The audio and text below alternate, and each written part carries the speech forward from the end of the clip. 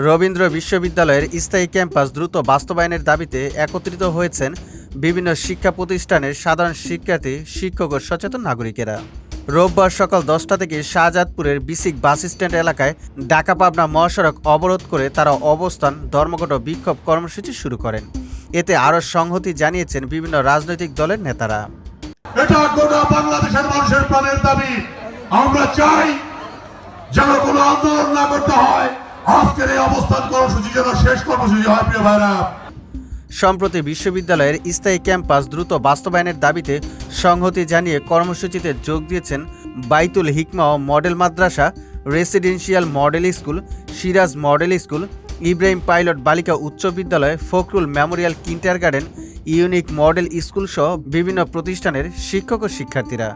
সময়ের সঙ্গে সঙ্গে আরও বিভিন্ন শিক্ষা প্রতিষ্ঠানের শিক্ষার্থীরা আসছে। এ সময় দাবি বাস্তবায়নে সবাইকে ঐক্যবদ্ধ হওয়ার আহ্বানে মুখর হয়ে ওঠে মহাসড়ক। স্থানীয় নানা শ্রেণী পেশার মানুষ ও অভিভাবকরা এতে অংশ নিয়েছেন। তারা জানান, এই বিশ্ববিদ্যালয়ের স্থায়ী অবকাঠামো না থাকায় শিক্ষার্থীরা বারবার নানা সমস্যার মুখে পড়ছে। এই বিশ্ববিদ্যালয়ের স্থায়ী ক্যাম্পাস আমরা বাস্তবায়ন করবই। দাবি আদায় না হওয়া পর্যন্ত আমরা মহাসড়ক ছাড়ব না। যদি এই তালবানা চলতেই থাকে, স্পষ্টভাবে হুঁশিয়ার করছি, শুধু রবীন্দ্র বিশ্ববিদ্যালয়ের শিক্ষার্থীরা নয়, শাহজাদপুরের জনসাধারণকে নিয়ে কঠোর কর্মসূচির ঘোষণা দিব। তবে সড়ক অবরোধের কারণে ঢাকা ও পাবনাগামী সব ধরনের যানবাহন আটকে দুর্ভোগে পড়েন যাত্রীরা। মহাসড়কের দুই পাশে দীর্ঘ যানবাহনের সারি দেখা গেছে।